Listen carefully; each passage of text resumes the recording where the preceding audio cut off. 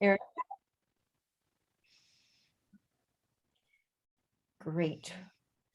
All right, welcome everyone.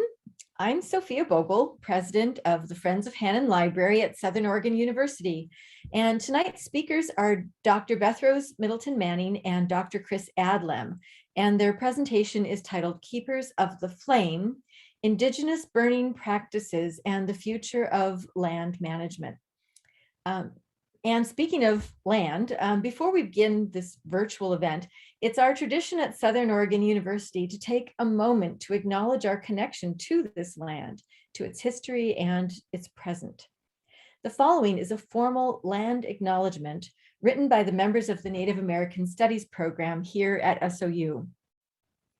Southern Oregon University in Ashland, Oregon is built on the traditional lands of the Takelma and Shasta peoples. Today, we recognize the many tribes and bands who call the Klamath Basin region their ancestral territory, and we highlight the continued sovereignty of the 9 tribes of Oregon and Northern Californian tribes who have ties to this place. And that's our land acknowledgement.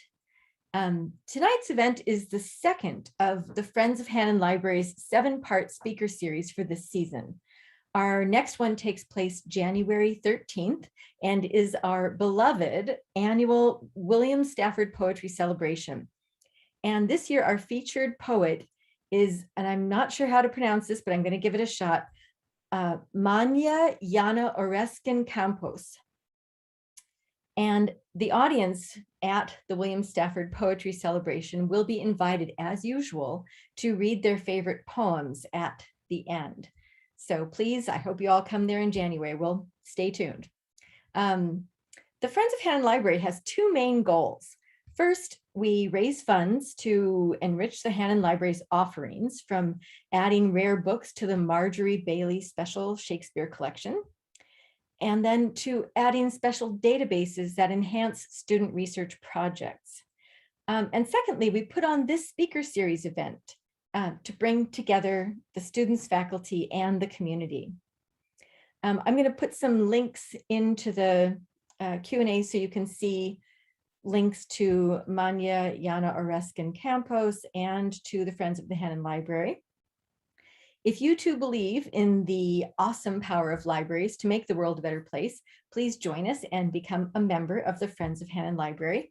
We are also looking for board members who are interested in helping choose speakers and make these events happen. Here's just a few notes about the webinar.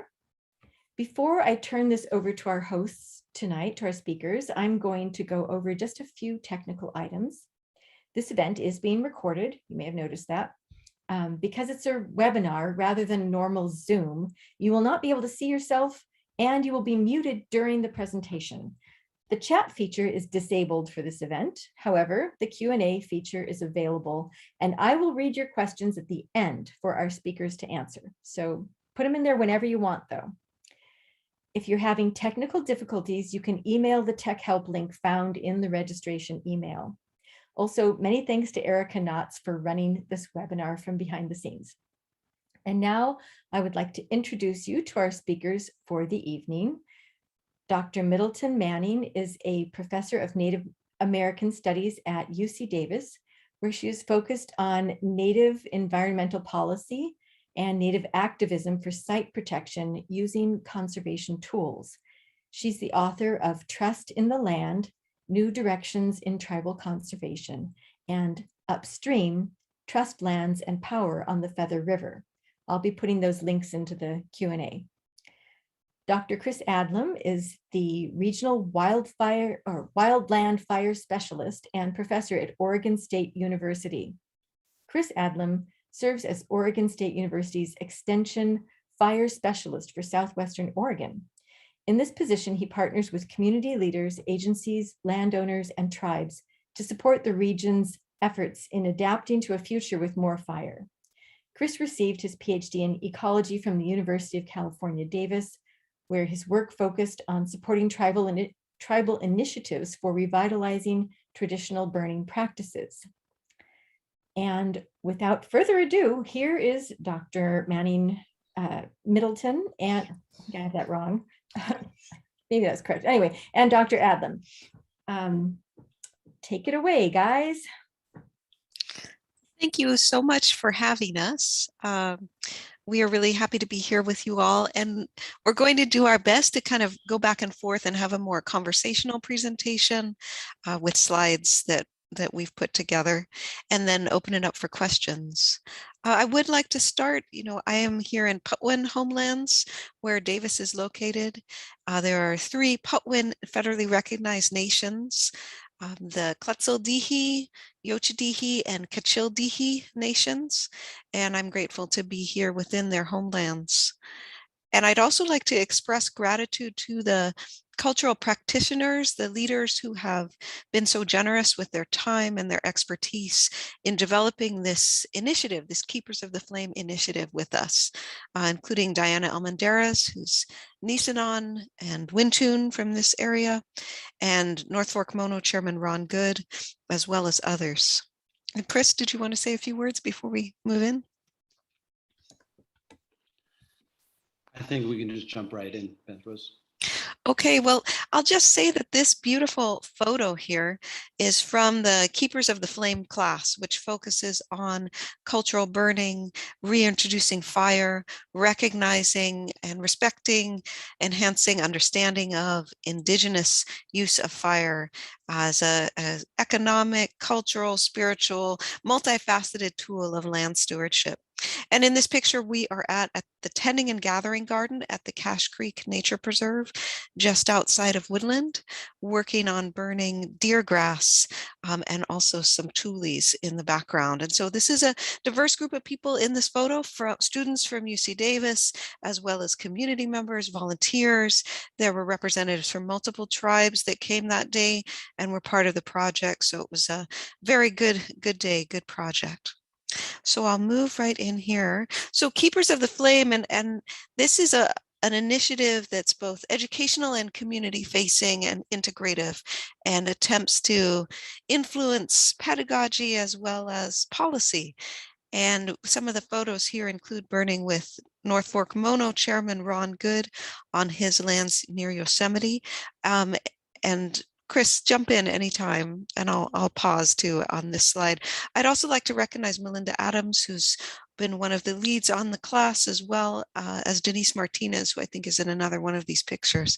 But as you can see, students are being instructed by Diana Almendarez and others, Ardith Reed, local weavers, learning about why it's important to reintroduce fire to these plants, to these soils, and to these homelands, and the way in which the health of the plants and the land improve also the health of the water and the entire watershed. Chris, do you want to say anything here? I have plenty to talk about later. I think you're doing a great job. Thank you. Okay. As part of our Keepers of the Flame course, which is integrated with this larger initiative with public-facing workshops, we've been able to meet with several cultural fire practitioners and visit the areas that they care for. This is Dr. Don Hankins. You probably heard his name. He's often on the radio and in the media talking about traditional fire. He holds a PhD in geography from UC Davis, and actually part of his doctoral work was out here at the Cache Creek Nature Preserve, reintroducing fire into the riparian area, where fire was traditionally used, and we'll talk a little bit more about some of the beneficial impacts of fire. But due to a century of fire suppression, was no longer allowed in that area until he began to reintroduce it. And he's Plains Miwok from California, as well as Osage. We were able to visit him at the Big Chico Creek Ecological Preserve and learn about some of the ways he applies fire there and is reintroducing different cultural practices, including this traditional structure right here. This is part of our work in Mariposa at the Jack Kirk Estate, which is within the family of North Fork Mono Chairman Ron Good. If we have time, we have a short video clip we can share with you. But again, diverse practitioners coming out, really recognizing the role of fire across cultures and across ecosystems. And then in these pictures, we were burning a large meadow. One of the special things about this project project has been coming back year after year and seeing changes in the landscape, seeing less invasive plants, seeing more culturally important plants, being able to come out with weavers who are gathering from the plants that are now more healthy, that have burned, that are producing these straight, even shoots for basketry. Thinking about, how you measure some of the impacts, really the fact that weavers are coming out after the burn, the season after the burn, and are really pleased with the materials that are there is one of the ways I think Chairman Good really sees the success of the project, and being able to be there and be part of that and to see the positive impacts of applying fire has been really inspirational for us as well. And there's a quote here from Chairman Good: "We're here to restore life," really thinking holistically about all of the positive elements of reintroducing controlled, low intensity burns. And I would never want to indicate that you can just put fire on the land. It takes a huge amount of preparation, of thinning, of brushing, in order to get to the point where you can apply cultural fire. And so his team, his members are part of some of that work before we arrive. We are part of some of that work of preparing the land before fire can be introduced again.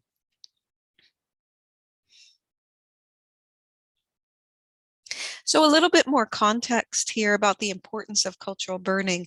Definitely in California, we are in, and I think really throughout the region, we are experiencing increasing temperature, less rainfall, and these horrible fires, catastrophic fires every year. And these are directly due to several factors, but one of them being a legacy of intensive fire suppression. In California, I was just looking at the 1850 Act for the Government and Protection of Indians, which was one of the first laws passed by the state of California after it was founded, and it explicitly outlaws burning. So that targeted Indigenous peoples, knowing how important burning was for so many aspects of life. So outlawing burning for the last 150 years or so, violent removal, genocide towards diverse Indigenous nations in what is now California and Oregon, had significant ongoing negative ramifications for people, for communities, as well as for land, homeland, ecology, watersheds. And I think there's more and more awareness now that traditional perspectives on land stewardship, Indigenous-led restoration, has all of these multifaceted co-benefits, including increasing the health of people and the land, increasing empowerment, and directly recognizing and addressing a history of oppression and exclusion, as articulated in Governor Newsom's Executive Order N-1519. And so part of our goal with the Keepers of the Flame initiative, as we do both the public facing workshops and the work with students, is to really ingrain in current and future resource managers about how important cultural burning is, how important collaboration, respectful, ongoing collaboration is with tribes and Indigenous communities and groups, and finding ways to support Indigenous-led restoration. So I wanted to mention, and this slide could be expanded. There are new pieces. There are just a couple new pieces that just came out in 2021. But knowing that this is a crowd that's interested in literature and what's being written on these different subjects, that there's increasing recognition of cultural burning in leading academic and practitioner science. We're seeing it in multiple journals. We're seeing it in policy, the Forest Resilience Plan, et cetera. And these are just some of the many articles that are coming out by authors about some of the benefits of cultural burning. A couple photos here. Chairman Good also works on meadows in the Sierra National Forest, so working cross-jurisdictionally to restore landscapes, partially at least with the use of fire. So there's thinning happening here to restore a meadow that's being encroached upon by brush and conifers. There was burning here in this area, or was there burning? I'm not sure, I'll have to ask him, but you can see at least from the thinning and possibly some introduction of fire that the meadow is much more open, and there's some culturally important plants that you can see throughout. And these are some photos from the first time we were able to take a class out. This was what I think spurred the development of the Keepers of the Flame initiative. So I teach a California Indian environmental policy class, Native American Studies 161. We look at a range of environmental policy issues facing Native nations in California.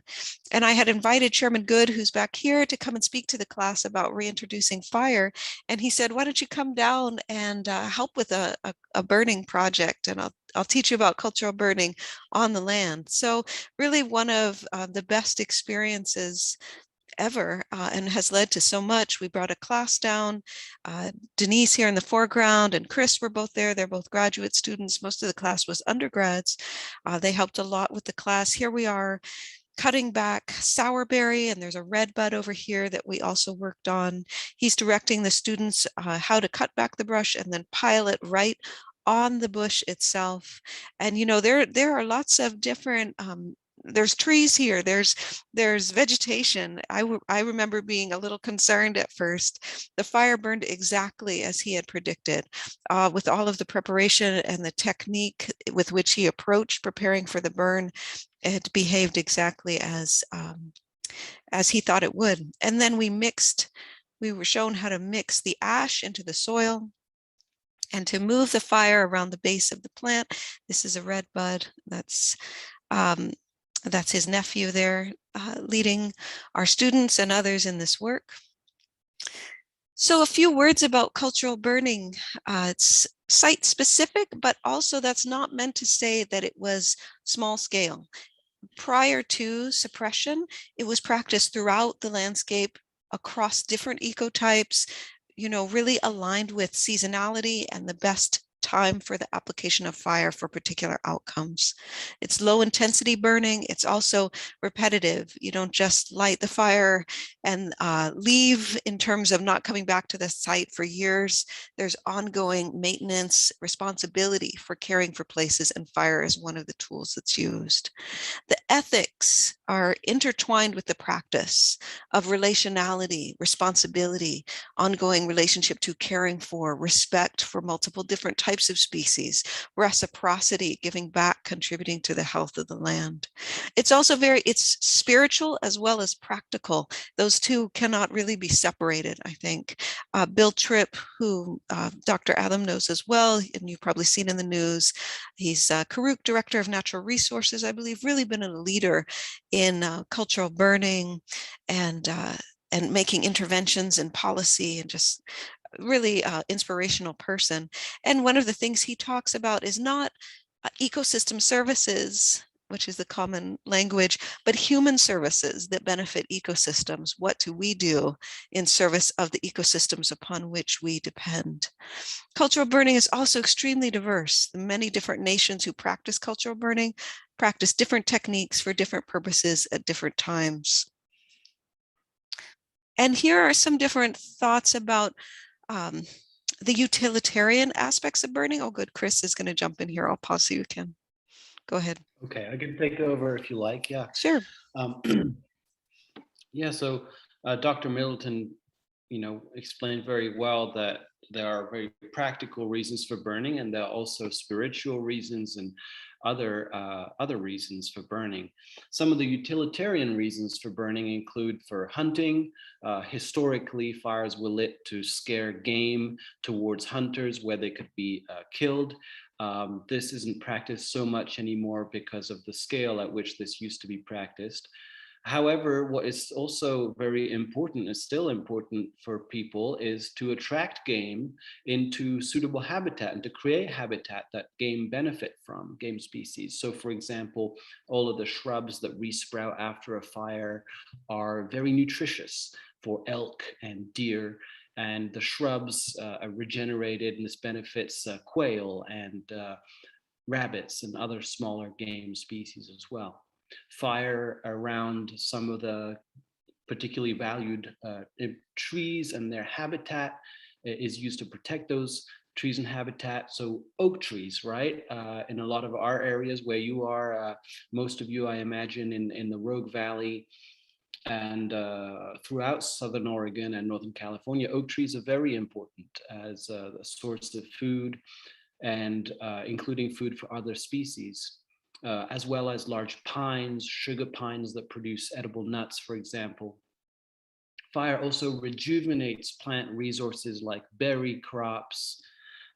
It also protects homes, as we know, and it is also used to clear trails and travel routes because, still today, but, throughout time, trails have been very important and travel has been very important to go and visit relatives and neighbors, to trade. We have, many types of evidence of very long distance trade, like obsidian from the west coast that's found in the Great Lakes, and yew wood for bows that was traded long distances, salt, many other resources. Thank you. I might So, just add, one of our activities with Chairman Good here in Mariposa last year was actually engaging in some burning to clear trails. Chairman Good has been mapping ancient trail routes, and so we were able to participate in that as well.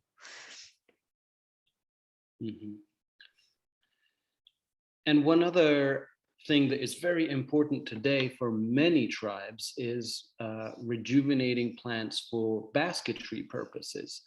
So at the workshops that we helped organize, you can see on the left here, Diana Almender is helping the students burn deer grass, which is the largest bunch grass on the West Coast, and it has these long flowering stalks which are used in basketry.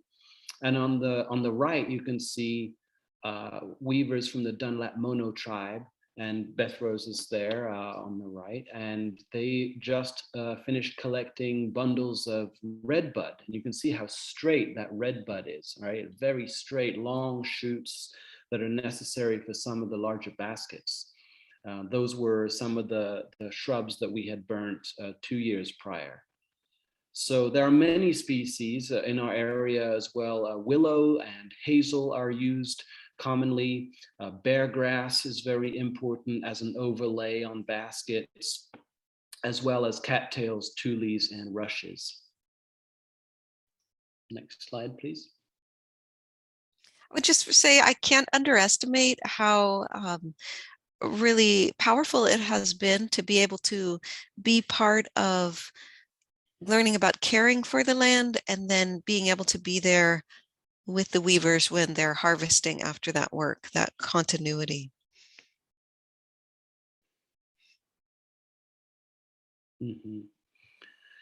And as I thought it was always very important to explain to our students, especially some of you might be a little bit familiar with the practice of basketry, but a lot of our students had spent very little time thinking about baskets, and it was sometimes important to explain why baskets are relevant to people who are not part of a native culture.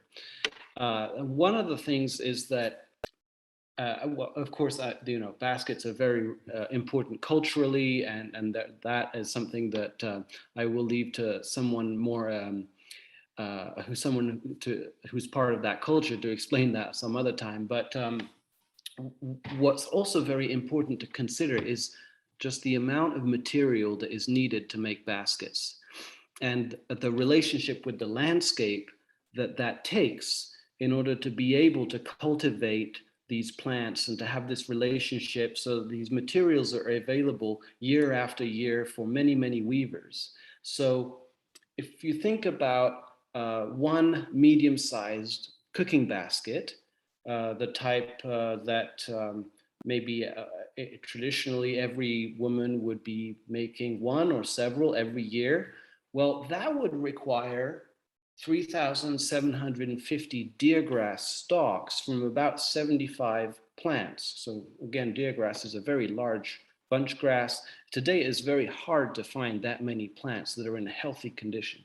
By the way, we know these numbers because Dr. Kat Anderson spent a lot of time in museums and counted these. So if you are interested in reading more about this topic, the book Tending the Wild by Kat Anderson is a very, very important one on the topic. So that's a lot of material that is needed. You need a lot of plants in very healthy condition. If you want to make a cradle board for carrying babies, that takes 500 to 650 straight sourberry stalks, the kind that we were burning when we were helping Ron Good.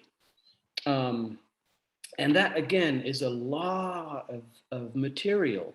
When we were walking the land with those Dunlap mono weavers, they would pass over many stalks that were just not quite right, a little bit twisted, or something wasn't quite right. It's not like every single shoot that you find, even after a burn, is of adequate quality. So you need a lot of material.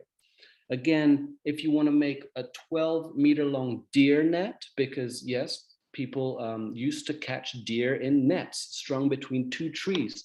Well, that takes 35,000 plant stalks from plants like nettle, milkweed, and dogbane. And that's just a mind-boggling amount of vegetation that needs to be found in the right condition. And that means generally it has to be burned. So people can't just walk out into the woods, go into a place that hasn't been tended and find these materials. That there has to be this relationship to this place for many, many years for it to be in a healthy enough condition to produce this volume of material. Next slide, please. I just want to add another thing there is that to emphasize that we are dealing with a real colonial context and history in which people didn't have access to their traditional gathering places. In some cases still don't, because they're under other jurisdictions. It could be private, state, or federal. I regularly hear about people trying to get out to their gathering areas, and there's now a fence, and it's a terrible thing. And not only is there a fence, but depending on the jurisdiction, maybe it has been several years since they have been able to do the things needed that Chris mentioned to generate the type of material that you need to maintain basketry and all of these very important cultural practices and the tools needed to sustain them.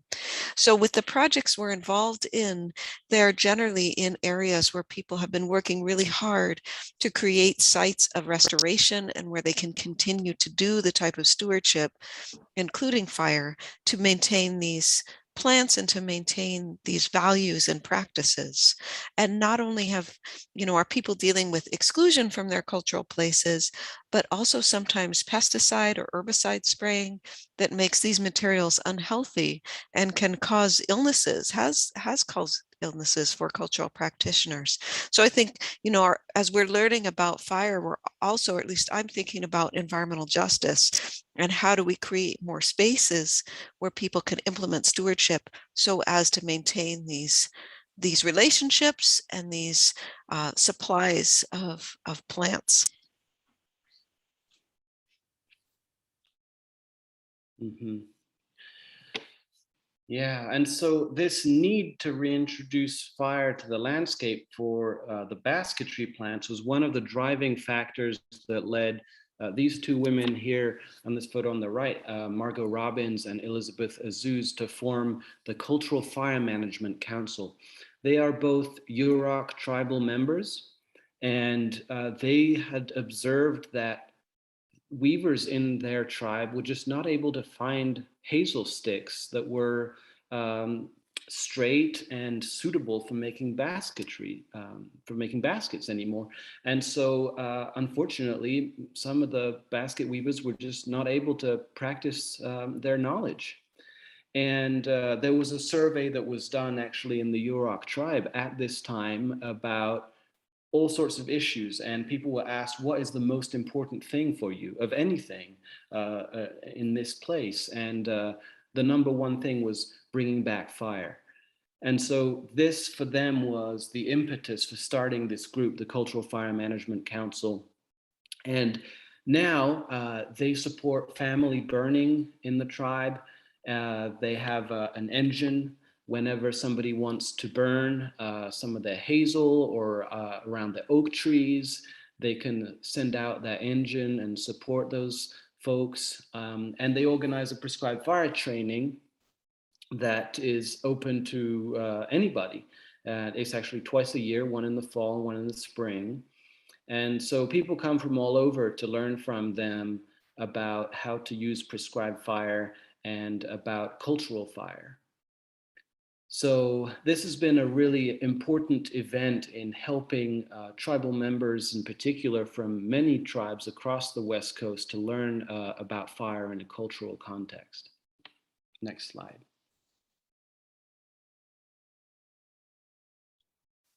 So a bit more about our cultural fire workshops. I think, our first visit with just our class went so well in 2018. Chris really had the idea to develop this larger initiative, a class focused on cultural burning. And then through my work with the Southwest Climate Adaptation Science Center, they were supportive of engaging the public and working with multiple tribes around reintroducing fire and really increasing education about fire and the reintroduction of cultural burning in a climate adaptation context. So we have been doing workshops since 2019. This will be our fourth year. We have we kind of do it on a shoestring, but we have some different supportive entities listed there. The Yochidihi Endowed Chair, I'd very much like to recognize their support, as well as the CASC and my department and the Department of Plant Sciences. This is really, these workshops are an opportunity for land stewardship and restoration, for building connections and collaborations that have led to other burns, and for the growth of student knowledge, as well as community member knowledge and appreciation for cultural burning. This is just kind of an overview of some of our workshops over the last couple of years. Even with the pandemic, we were able to continue because we could be outside and socially distant. And I think it became, even more important and restorative and healing to be out together and increasing the health of the land through cultural fire. So we were both in Mariposa as well as at the Tending and Gathering Garden, really diverse representation and working to address invasive plants, support the growth and development of culturally important plants. And one of the wonderful things about working at the Tending and Gathering Garden in particular is that we're able to be there for several weekend days prior to the burn to help prep the land, and then several weekend days after to do some work after the burn, mixing the ash and the soil and other post-burn work. So we've talked a bit about some of the outcomes, but we really have seen that new growth of culturally important plants, the reduction in brush and woody debris that covered this site, for example. This is with the Maidu Summit Consortium in the Northeastern Sierra, the importance of food, medicinal, and basketry plants available for people who came and gathered. Working with Melinda Adams, who's a grad student in Native American Studies, she has already started soil surveys, looking at soils before and after the burns. We've heard people talk about increases in biodiversity, and we've thought about, and actually I wrote a grant to enable some monitoring of changes, increases in biodiversity or changes in biodiversity. And so we will implement that, but really noting that with our partners, some of the most important ways to monitor are the fact that traditional practitioners are out on the landscape and are able to access and use the cultural and medicinal plants. And then acknowledging that this is an ongoing process. I feel very lucky to be able to participate year after year. And, when we hear a lot about reintroducing prescribed fire, one of the critiques that I've talked about with the cultural practitioners that we collaborate with is that sometimes the agency perspective on prescribed fire is not necessarily as nuanced. It's getting fire on a large landscape, but perhaps not having the funding or personnel to return to that same landscape for many years. So in the meantime, you'll have, growth of underbrush, and you might have a more dense area than you did before the prescribed fire if it's not tended to. But with cultural burning, it's again that real intensive relationship to responsibility to care for a place. Mm-hmm. So we've talked a lot about California and about these very place-based examples of cultural burning. And I think it's important to connect that obviously to broader geographies and to the ways that our landscapes are changing as a whole and what this means going forward. So here's some examples from Oregon. The Willamette Valley, we know, is an example of a landscape that was heavily altered by indigenous burning. I don't really like saying that it was altered because it evolved with cultural burning. So it's not quite like, that doesn't quite paint the right picture. It's not like native people. Sometimes people ask, well, what was it like before native people started burning? Well, before native people started burning, the landscape was different, and that's not really so relevant. So what really what really happened is that it was about, we think, about 6,000 years ago.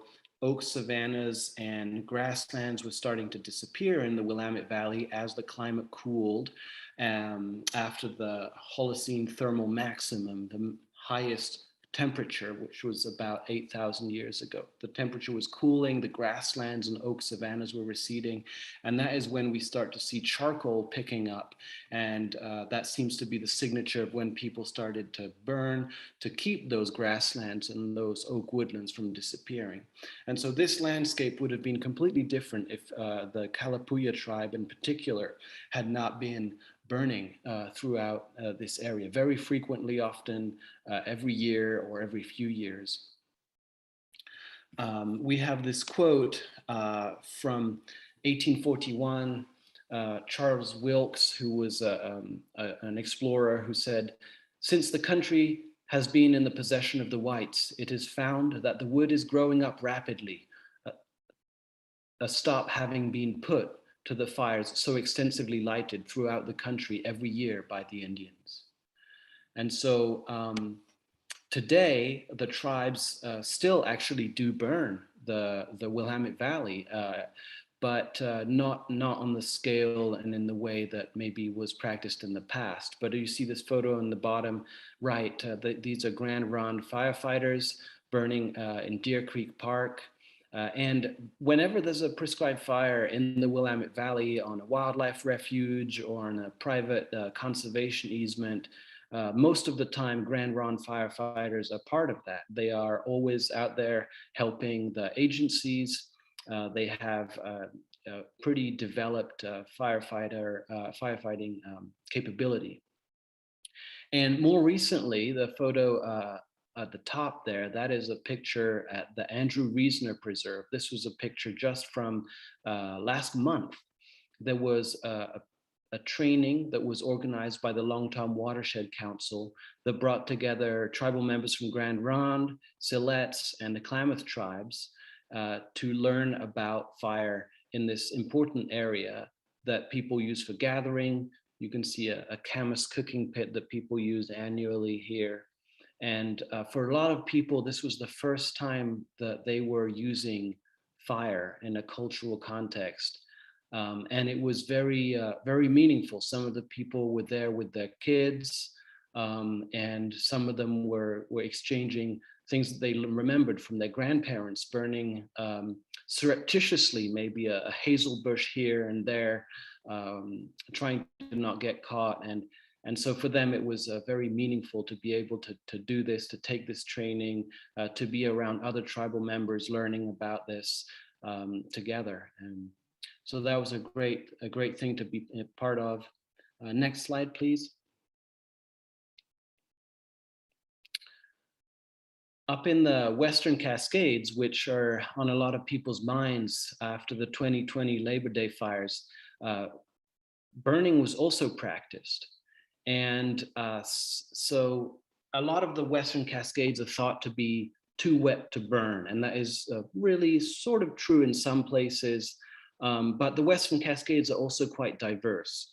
And fire was used in valley bottoms along certain ridge lines and in higher elevations in huckleberry fields. So these photos on the left are from huckleberry fields that people would maintain using fire, oftentimes after a natural high severity fire had killed the trees. The huckleberries would start to grow, and people would keep it in that state by then burning at regular intervals. So some of the cultural resources that people gathered today in the Cascades are still very much dependent on fire, like those huckleberries, like the bear grass. and many other plants.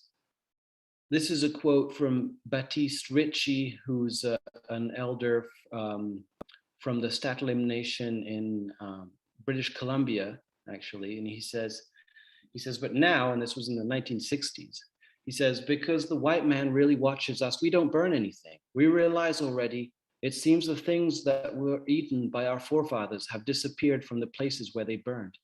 It seems that already almost everything has disappeared. Maybe it's because it's weedy. All kinds of things grow and they don't burn. If you go to burn, then you get into trouble because the white men want to grow trees.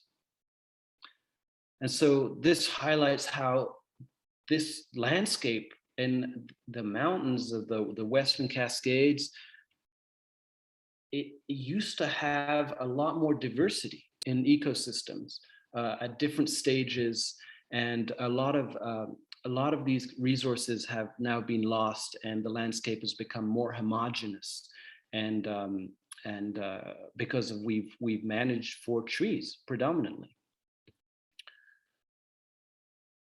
So yeah, and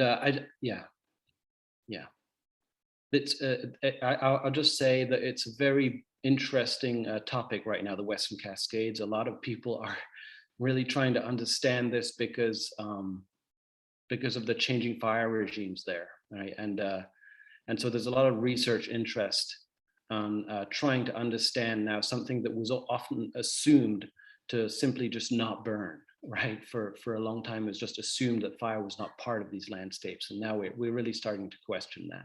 So next slide, please. Just on that point, earlier you mentioned Dr. Kat Anderson's work, and Kat was actually my advisor when I was an undergraduate at UC Davis. And one of the things that she did, I think, that was different and important from the perspective of thinking about ecology and academic ecologists was that not only did she do all of this archival research, actually looking at baskets and counting the stems in each basket to extrapolate to what landscape level stewardship would look like, as Chris mentioned earlier, but she also talked to a lot of people and spent a lot of time with cultural practitioners out on their lands, where they were stewarding and caring for plants, where they were gathering, really listen to them, and recognize their expertise in a way I think other scientists and ecologists on the whole largely had not done previously. So the importance of recognizing Indigenous knowledge and Indigenous expertise around the landscape and how to care for it. Mm-hmm. Yeah, and I'll also say that Nancy Turner is another scholar who did that very same work of actually going out and talking to Native people, which at the time was revolutionary, sort of. It's kind of funny to, well, sad to say that, but when she started doing that, yeah, that wasn't practiced in anthropology.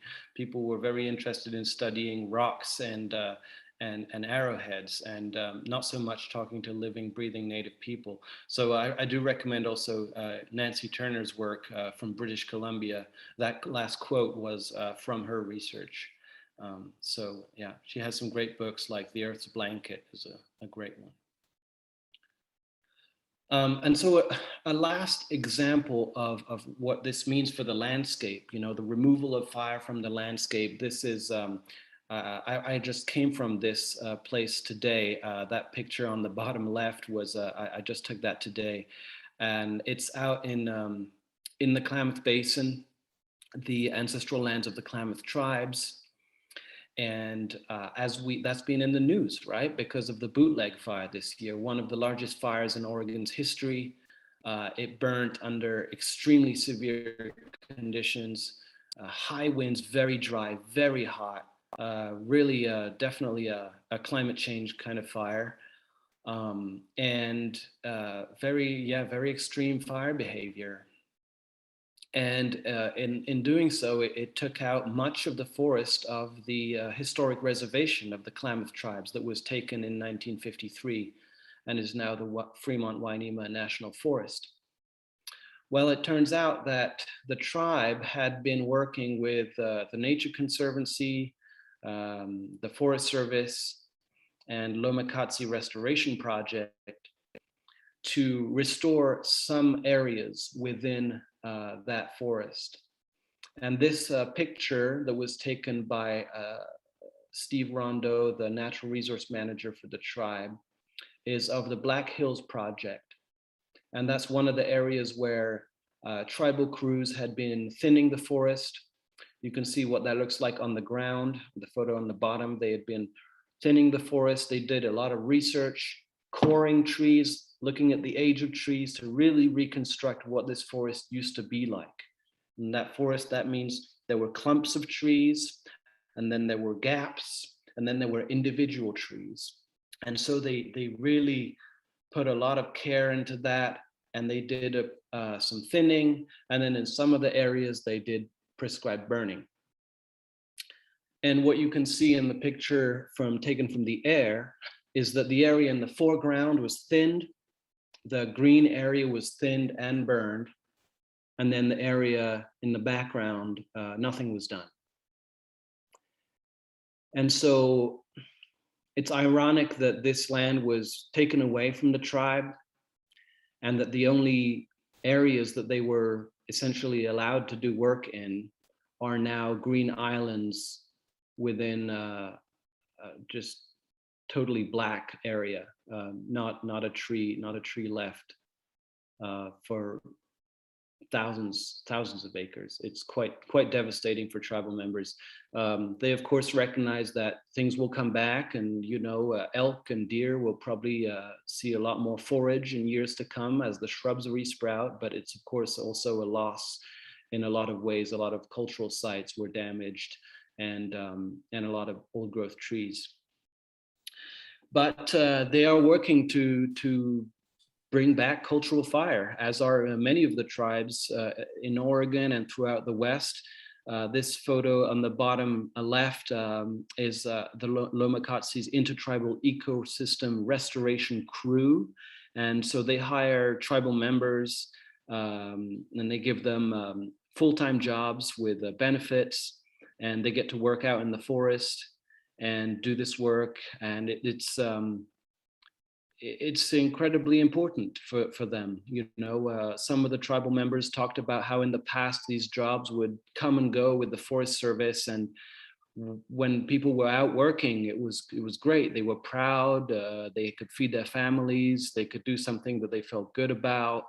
And then the jobs would, go away with the funding, and people would get in trouble, and some of them committed suicide, and some of them ended up in jail. And so hearing them talk about that, the experience, it really highlights how meaningful and important it is for people who have this land-based culture to be able to be out and taking care of this land, and doing the right thing that they know that is important.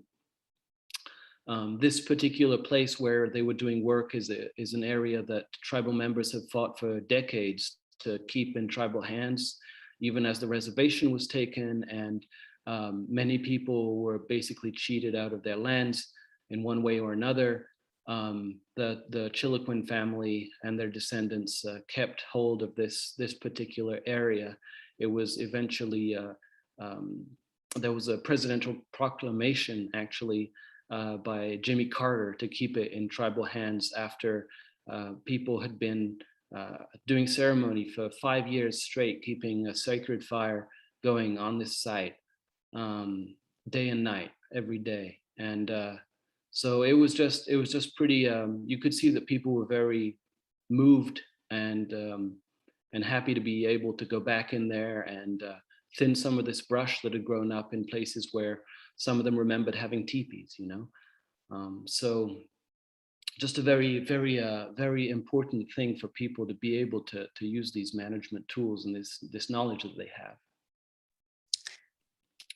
Thank you so much for that, Chris. That was really moving. And I just wanted to mention this top picture here, showing that the area that people were able to do stewardship on, is is not burned as severely as the areas that they were not able to do that work.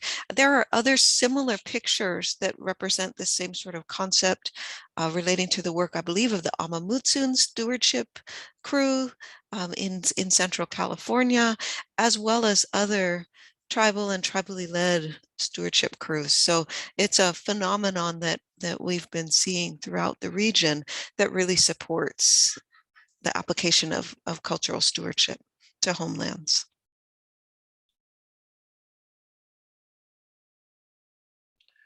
And one more example of this drive to reclaim the ability to take care of landscapes is the Western Klamath Restoration Partnership. This is in Northern California, Humboldt and Siskiyou counties, and it is led by the Karuk tribe and their partners in the Forest Service. And it's a project through which the Karuk tribe hopes to regain the ability to manage their ancestral homelands, which span 1.2 million acres. And so they have several projects going on right now that cover several thousand acres. They're not planning on doing cultural burns over 1.2 million acres. That would be quite challenging, but they have a very advanced vision for how they are going to use cultural burning in areas that matter around communities and in culturally important areas, and then turn over, the highlands and the sort of more remote areas to naturally ignited lightning fires. So they have a whole climate change adaptation plan that is extremely thorough. That includes how they're going to take care of this land and how fire affects many different parts of this landscape. They do prescribed fire trainings like the Yurok tribe. And for them, they also support family burning, like we mentioned previously, for hazel, huckleberries, acorns. They're monitoring the elk population. The elk definitely benefit from fire, and we can see that that's really affecting their population and movement on the landscape.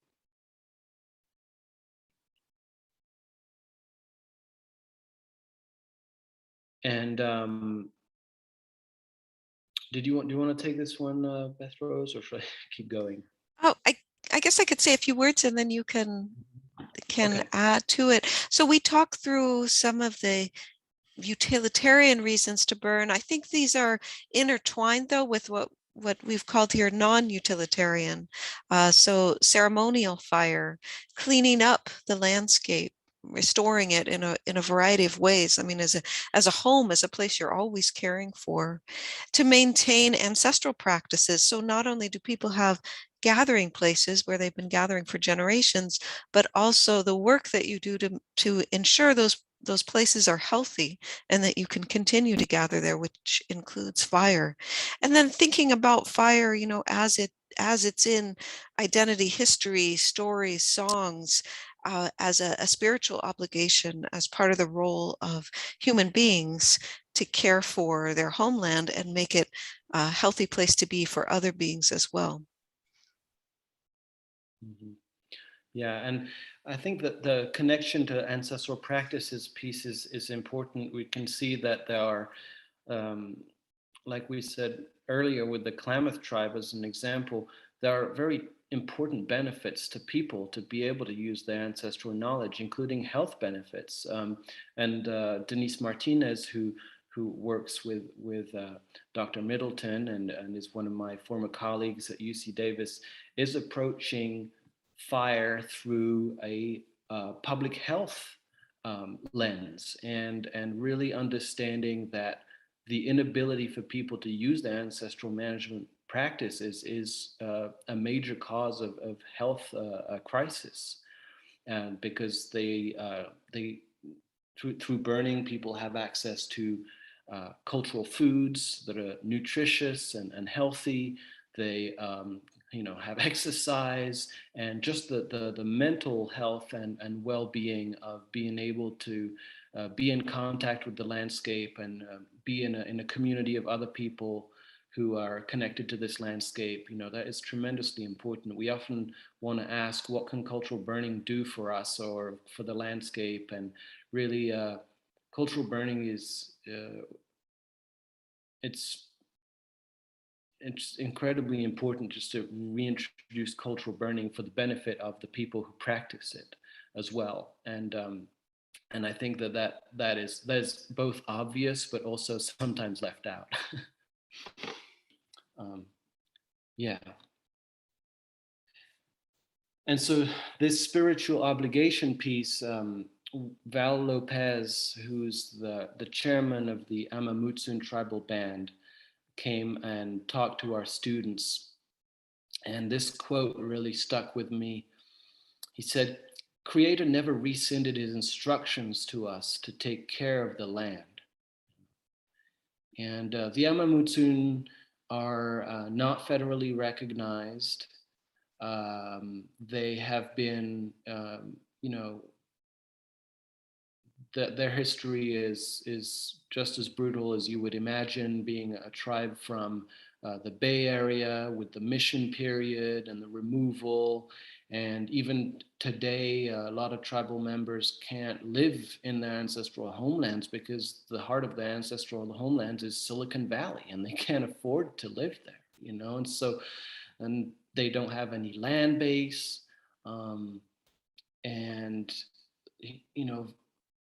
Val Lopez, would still say, no, none of that removes this instruction that was given to us to take care of the land. All of these challenges, we still have to work with the land. And so that to me is an incredible testament to people's resilience and perseverance. And here we have some pictures from burns that were done at Pinnacles National Park. And it's a bare grass meadow of which few remain. And so the Amamutsun have been able to work with the national park system and with other conservation organizations. They've started a land trust. And next slide. They also had a fire symposium this year, bringing together people from universities and archaeologists and tribal members. And they have a crew of Indigenous stewards who are work on the land, who do thinning and burning. And I remember hearing one of them speak at a conference years ago, and he also talked about how meaningful it was for him that, he used to be, he used to self-medicate with alcohol, and he used to have a lot of problems, and then he was given this chance to be on the Indigenous Stewards crew, and he just was tearing up talking about how meaningful it was for him to be able to be out there on this land, interacting with the plants, taking care of the land, having a positive impact for his homeland. And I thought that was incredibly moving, and it really motivated me to figure out ways that I could support more of this kind of work.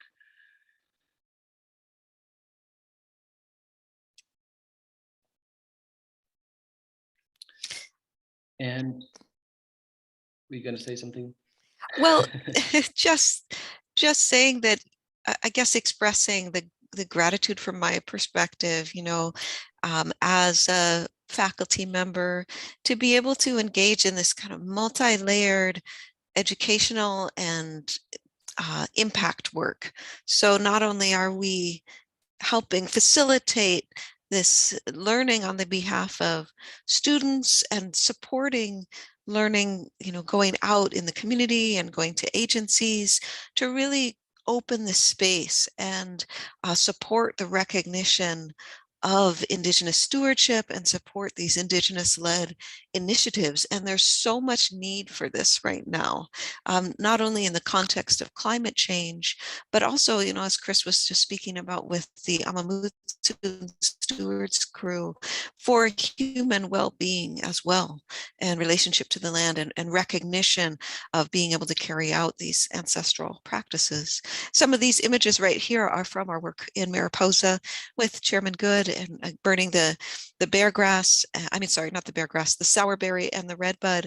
And then a wonderful woman here from Dunlap Mono talking with us about the significance of being able to gather redbud, you know, in a traditional way, with these healthy plants that are harder to find than they were previously.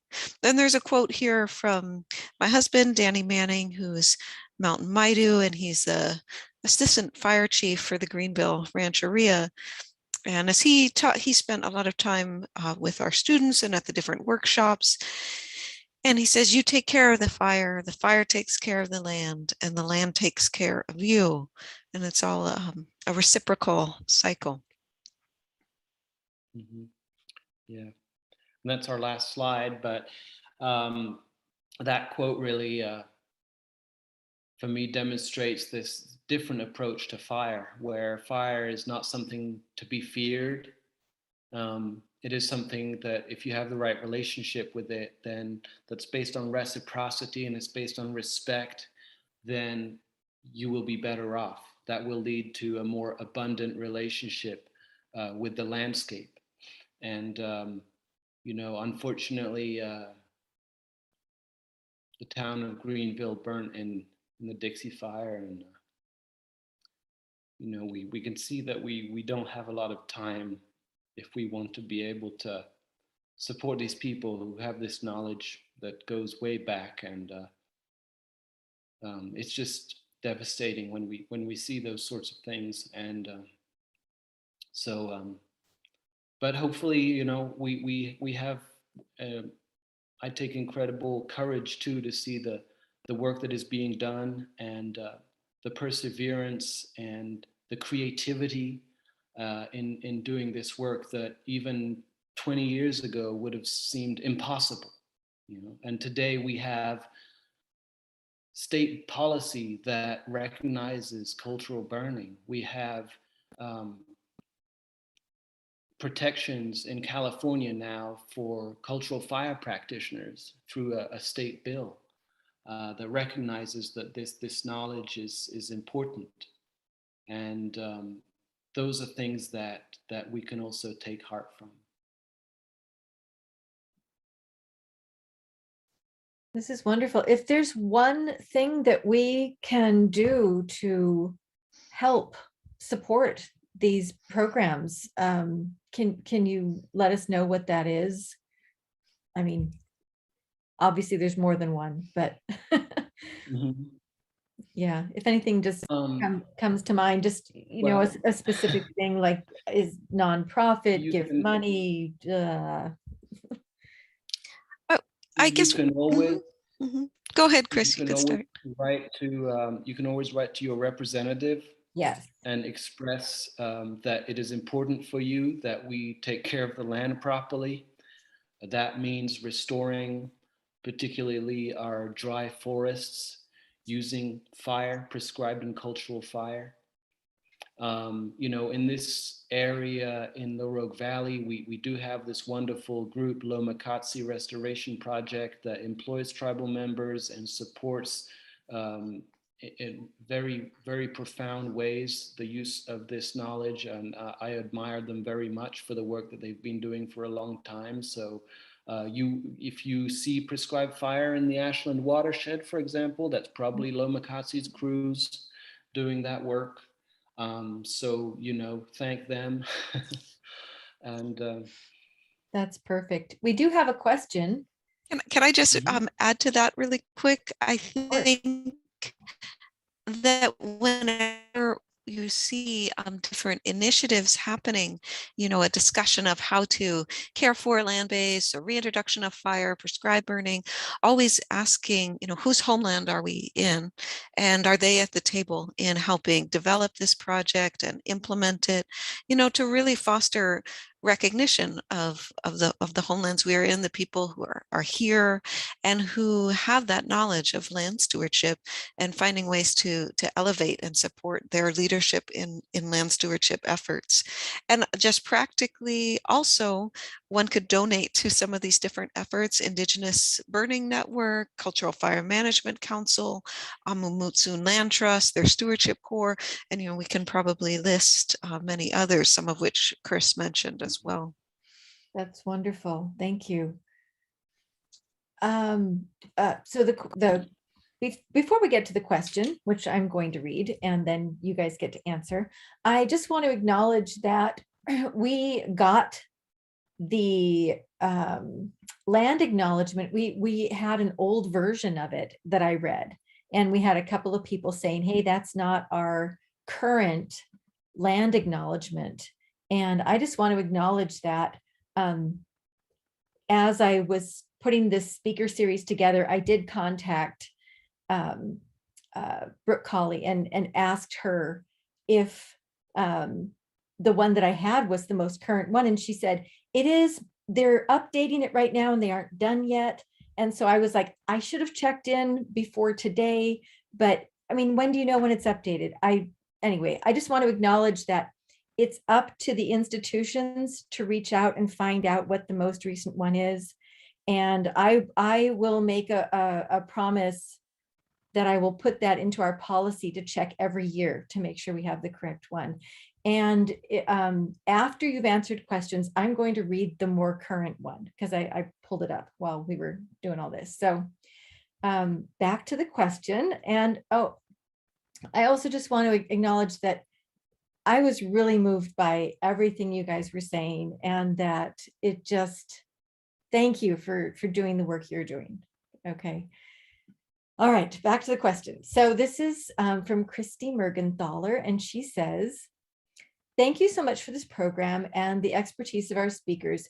Could you please discuss cultural burning of shrublands and chaparral, especially burn seasonality, and how that may be balanced with protecting shrub-dependent breeding birds? Yeah, and I would say that, the workshops and the work that we've done in California was not really in chaparral. We did most of our work in sort of more grassland, oak woodland. I've worked myself a lot with the Karuk tribe and the Yurok tribe, who burn in black oak woodland and mixed conifer forests. So I don't have a lot of personal experience with that. What I do know is what I've learned from Don Hankins, and he wrote a piece in Bay Nature, the magazine, talking about this particular topic, and how by observing fuel moisture, he can actually make quite small fires in chaparral.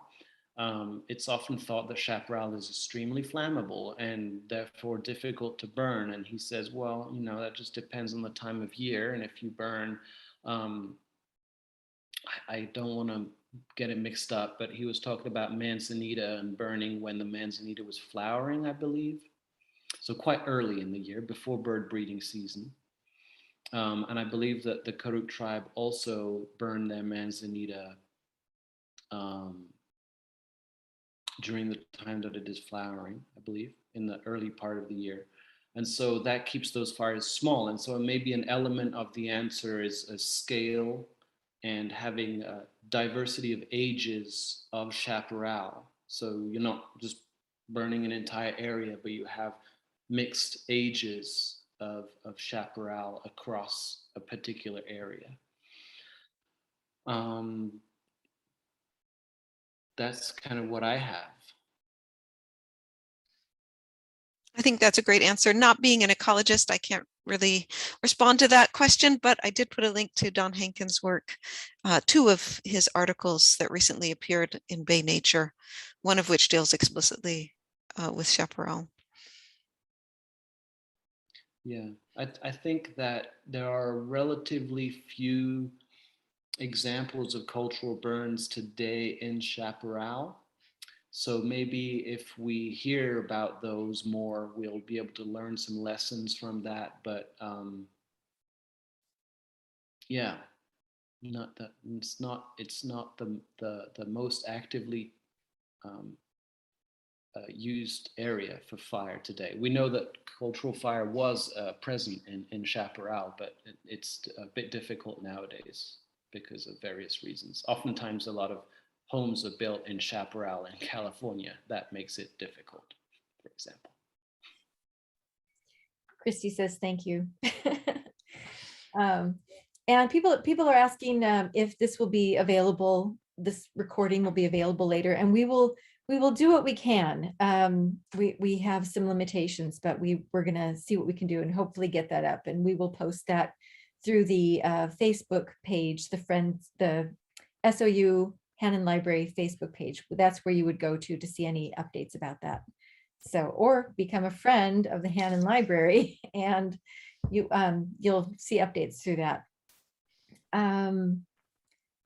Let's see. Well, is this a good time to read the latest version of the land acknowledgement? Because I really do want to acknowledge the land properly and to be respectful. So if that's okay with you, unless you guys have more to say before we do that, I don't want to cut you off at all.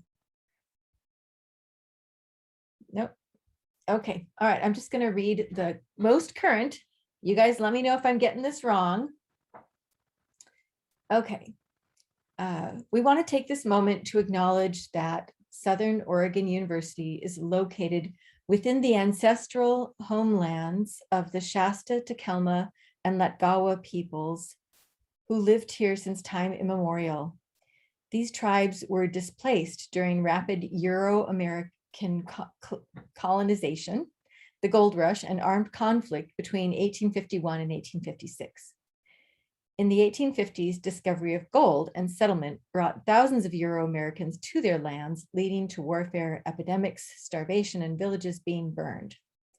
In 1853, the first of several treaties were signed, confederating these tribes and others together, who would then be referred to as the Rogue River Tribe.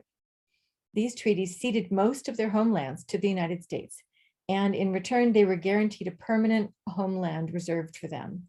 At the end of the Rogue River Wars in 1856, these tribes and many other tribes from Western Oregon were removed from the Siletz Reservation and the Grand Ronde Reservation.